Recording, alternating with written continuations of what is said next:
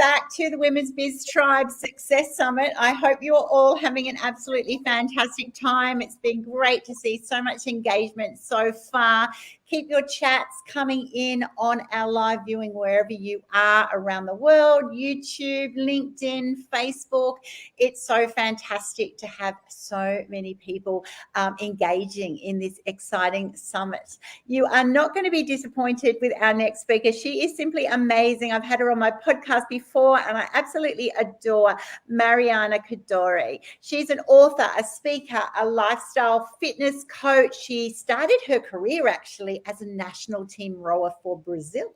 And then she became a health coach, and she has actually helped thousands of people in many countries around the world end up developing her own methodology, right? It's called the Reset Method. I'm sure you're going to hear about that today. And she's also put that into a book called F the Diet, How to Get Off the Weight Loss Roller Coaster and Lose a Kilo a Week. We are going to have a fantastic conversation today. I know. Welcome to the summit, Mariana. Thank you so much. It's so great to be around so many experts, just spectacular women all around the world. Everybody's striving for success and hitting this. So thank you so much to be here. Oh, it's so wonderful. And I love the whole topic of success. And we've been talking about that with the other speakers. It always comes out a little bit different, how we measure it, what we value, what we're actually striving for. And oh my goodness, I'm looking forward to our conversation today. I know you're quite famous for your workshops, and they're called Above and Beyond workshops. And I'd love you to be able to speak through about why you offered those workshops corporately, and why it's so important that you focus on energy, health, and productivity when people are striving for success. Well, the thing is simple. I used to be a rower for the national team in Brazil, and my only aim was an obsession to go to the Olympic Games and win a medal. So I did intuitively, I did many of the habits, the skills that a successful entrepreneur will build during their career. Now, the thing is, life stopped me in the middle and hit me with a disease, which I had to overcome, heal myself, to then become me in this new phase. And what I discovered is everything I was working in myself was pretty much trial and error. But there was a formula that I could follow, and I could teach people to have the discipline I had and still have, to have the resilience I built throughout the years, resilience throughout pain, resilience throughout fear, and not having feedback like an entrepreneur. You build one idea in your mind, and then you don't have the feedback. And you keep building. People cannot see it, what you are saying, but then you keep going. You have the vision. And then when you start to achieve, people start to believe you.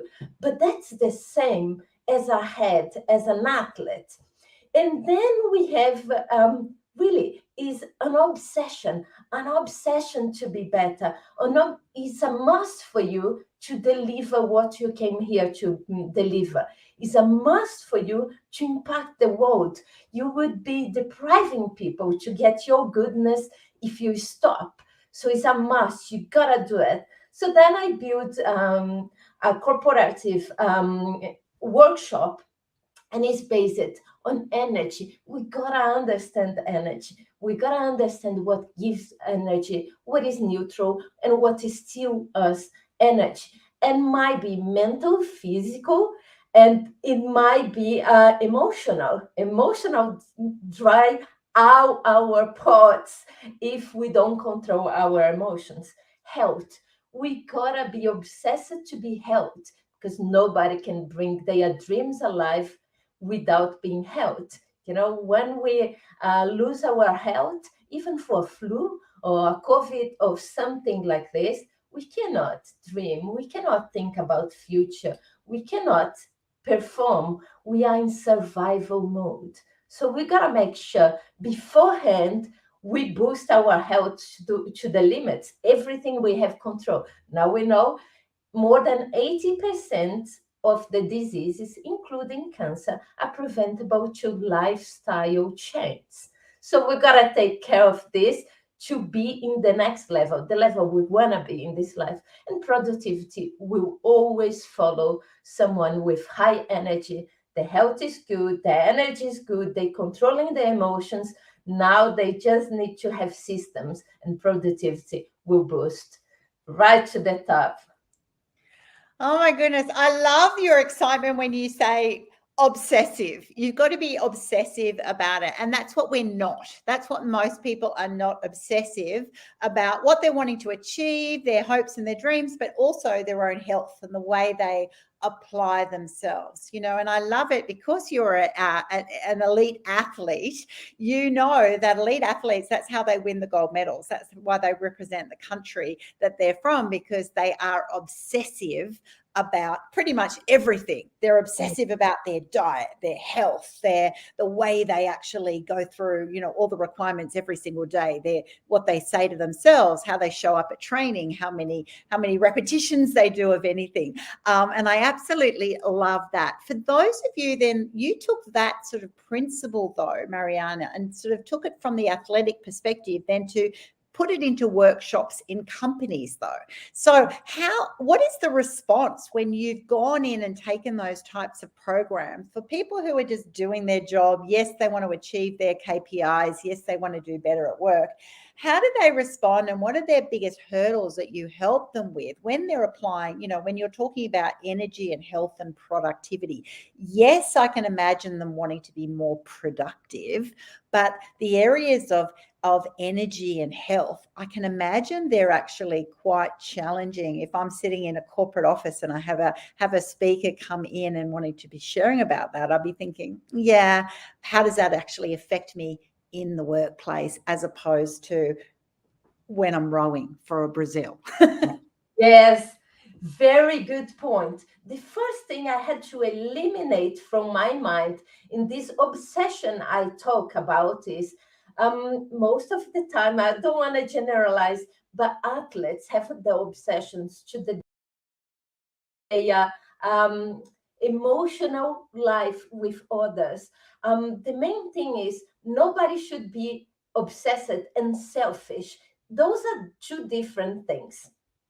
So with this address that we can be obsessed and be a great leader, be a great person, a person that think above themselves to help others. I go to corporation with a different mindset, with a different view of the world, because I've been coaching very high level, C-levels in corporate people for 20 years now. I got to know them deeply. And all of the ones that are in the top, they have this that I'm talking. They end up giving time for their health. They end up discovering how to manage their energy, because you cannot go to the next level with low energy. Look, if I speak to you like this, would you trust me? I don't think so. We are excited to follow people that are living a happy life, that are connected to their hearts. So when they say something and touch your heart, you can bring something way bigger than before. And that's why I come from the outside of the corporative world to reignite their dreams. Why they start the job they start. What touches on them this? What is the change they want to make to the world? Because if you just do your job without knowing where you're going, your vision, how you can influence the life of others for better, what is your impact in this world, you're just gonna do okay. You're gonna do okay, because the life and life bring too much challenge. And if you don't have a big vision, you stop in the middle. Oh, it is so true. It's vision. And I absolutely love this whole topic of energy, really, that we're talking about. And I know people have stopped that in my career. You know, they're like going, how have you been sort of so successful in the people that you've brought in, you know, affiliate partners, patrons, ambassadors. And a lot of that is on the energy, right, that you bring to the game. So you can have a fantastic vision, strategy, but I love the way when you actually just pulled back and quietened your voice and this and that. It makes a big difference, right? And a lot of it is actually bringing to the table the energy that is required to be able to achieve what you're wanting to achieve, right? So manufacturing that, you know, physical energy or consistent energy, emotional energy, that you're really in the moment. You're committed to the task, to the people, to the environment that you're in, and it's consistent. You know, I've noticed when I'm speaking at different events, sometimes you can see people who arrive and, you know, what I would call successful sort of people who are not concentrating too much, they're in that moment. And from the moment you see them arrive at the event to when they get up on the stage to when they present something, they're actually very consistent in their energy, their flow, right? Whereas those who are a bit more stressed or putting it on, off, you can see them come in and be social, then they get a bit serious, then they read through their notes, then they freshen themselves up. It's really an interesting on-off approach. And that's sort of a little bit about what can be happening in companies and what can be happening in your own businesses. Don't you find that when you're an athlete, you can't have that on again, off again, on again, off again. You've got to be fully on for the whole thing, right? You know, and then you'll elevate to the peak for a short burst, I'm imagining. And that sort of thing will definitely be happening in your corporate workshops, those that you meet with. I know they do with me in different companies that I reach out to.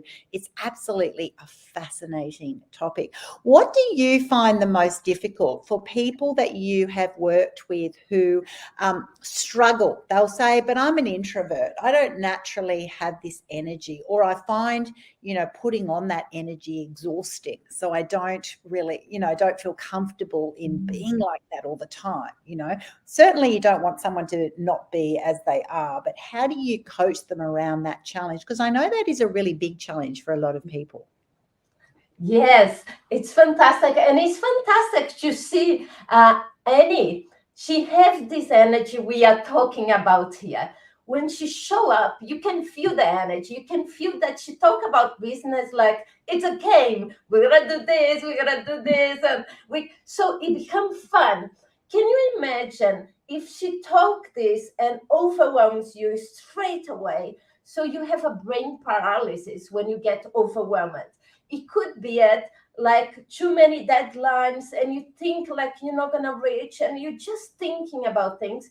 So your frontal lobe turn off. So even the basic tasks like you just need to put the cable on your mobile and you cannot put it, and then you're like, wah! So without this amount of energy that I'm talking, you cannot perform and you cannot access the best of you. Now she's talking about introverts and people that find difficult. I'm not talking about being as expansive or energetic as I am, because this is who I am. Put it on a new face, put it on something else, it will never work, because it will take so much energy for you to bring another kind of personality, something that you are not, that you cannot sustain.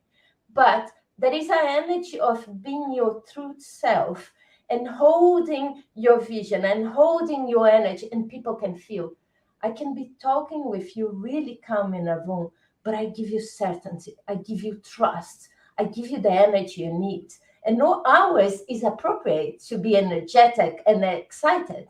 Sometimes there is subjects that you gotta go to the level, another level to achieve another thing. You cannot be excited every time. So you gotta follow what you are, and you gotta follow where you wanna go and where you should be at this moment with the right energy. And if you are connected to yourself, you're gonna be able to deliver this. And that's the beauty of each person. They bring different things to the table. we cannot have in our company everybody like me. It wouldn't work. So you gotta have people very different, and this mix is what brings greatness on people. One of the greatest people I met in life, they're very different than me, but I get everything they have good, and I'm like, can I have this as well? Am I able to build this on myself?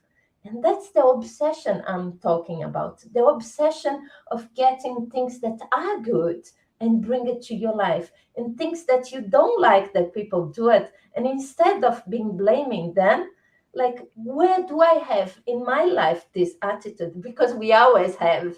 And can I clean up this in this area? And this is the control of your emotional life, where you don't depend on the weather. You don't depend on this weather to be happy. You can be happy in London as well. So this is the kind of control I'm talking, and respecting who you are.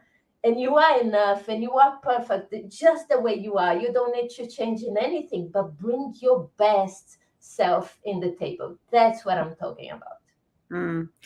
I absolutely love that, and I love that you really refocused and clarified that point of, even that high physical energy. You don't have to have high energy. Let's face it, it'll be exhausting if there are a lot of Annies and a lot of Marianas all in the workplace. You can only cope with so much. It's not about being high energy and rah all the time.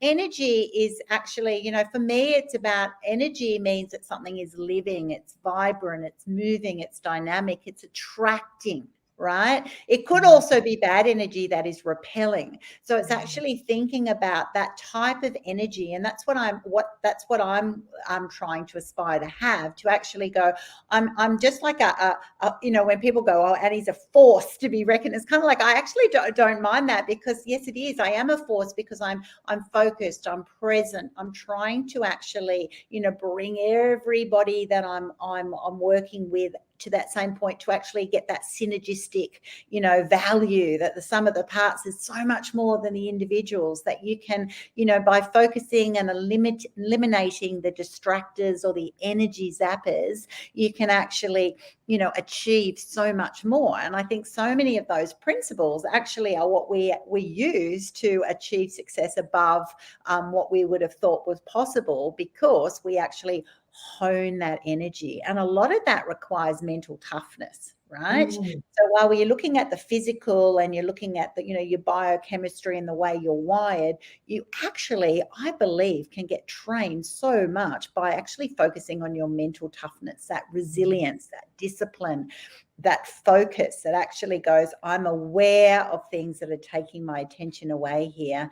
I'm going to intentionally put them out of my gaze, right? I'm aware when people are distracting me, or if I start thinking along a certain vein, that's going to detract from the best of me at this occasion. If you're presenting something, you're doing a deal, you're networking, a lot of it actually links to awareness of our own self and what our potential downfalls are. And I love the way you see really successful people. They generally do look very calm, very focused, in the moment, and you're like, wow, why don't they have so much happening? And they probably do, but they've learned to control that. They've learned how to actually get that right balance and go, I'm not going to worry about anything unnecessarily. I'm going to make sure that I'm mentally strong, physically strong. I also love what you said before too, of they take time out to look after themselves. And how true is that? Some of the most successful people in the world are incredible readers. Now, reading takes time, right? They read a lot, they network a lot, they listen to other people's feedback, they come to summits like this one. There's so much value in doing that. Do you, as you go along your journey more, has that been something that you've applied to your own life, that whole self-care? Obviously, as an athlete, you did that, but moving now into the professional world, or the world that you're in, is that something that you really encourage yourself and those that you work with to do? Absolutely. The first thing that comes on my mind is when I went to different countries in this world, the so-called third world country, and I come from one of those. I came from Brazil. What I see after staying a decade out of my country is the mindset, the change, the way that people think, the way that people behave, and what they get out of life. And that was very shocking to get back to my country and think like, that's why the country don't move forward. The first thing we gotta have, it is health. Once we have health, we can start to have other things. I say because if we don't have health in Africa, Brazil, they cannot start to think about having education, knowledge. And that's the second thing. We need education to be above and beyond. Without education, we cannot move forward. We become primitive human beings, which act out of instinct. I'm not going to say that someone with more education is better than someone with less. Definitely not. But education opens doors for you to view a new world, to view new possibilities. And that is something incredible. The neurology is telling us as well that we can create new pathways in our brain at any age. We can build anything at any age. So it doesn't matter if you never did, if you never studied much, you still can be invited to go for a lot of good reading. Go for different kinds of reading. Don't read just what you like it. Read other things. Be curious about. You're going to grow a lot when you start to expand to other areas. And this will bring new possibilities to your life. It's exactly like Annie say, is you see different behavior in people that are in the next level. And that's because they know the key point is take care of yourself so you have this vehicle is working well, so you don't need to remember about your body. When the body is not working well, all you can think about is your body. When it's working well, you don't even remember about your body. Now, the key point is when your body is working well, for you to think about your body, so you prevent. And the other thing she was talking about is this fear and thinking about what you need to get next, what's going to happen with recession or everything. Every good entrepreneur, they see a little bit ahead and they can predict a little bit how we'll move forward the world. And so they separate time for the become of their company, they become of themselves, and they work on this, the becoming. Could be 90 minutes per week, like take your Friday, 90 minutes, and the becoming, and work in what you have to be the best one today, to better yourself and better. How can I please even more my clients? How can I give more value? How can I worry about giving the best for people? Not worry, be obsessed of giving the best. Don't worry. Fear is something that might never come. So wait to worry. You don't need to worry. You need action. Action is fantastic. Cool down any worries. And you got to have awareness. You got to know where your mind is, where your blocks is, so you are able to overcome. If you are aware of what is going on, you can change. If you're not, then you just behave like you float away, you drift away with whatever is happening. If it's a belly ache, you might be really moody and everybody's receiving your your end of your moodness. And didn't need to be that way. You're like, oh, wow, I'm a bit moody. I'm going to be more quiet today and observe myself before I answer anything, because today I'm up to pick a fight. So you just calm yourself down and behave differently. And then when you address the health issue, then you can be a bit more natural, but you need this time in between what you listen and your reaction to be able to manage your emotional life, your energy, and everything in between. Such wisdom there. I absolutely love it. And I love that whole concept of being work fit, right? And so I actually really love having conversations with you, Mariana, because you're taking it from a health and lifestyle perspective sort of originally, because you know, from the athletic background, but you need to be having all of these principles into our work life. Like most of us are working in growing emerging careers, senior roles, or are entrepreneurs, or maybe even sitting on boards. And with that, you need to be, mentally fit. You need to be physically fit. You need to be on your game. And you do also need to be, I love that word becoming that you used before. You are always becoming. My biography is Becoming Annie, because you're always becoming, right?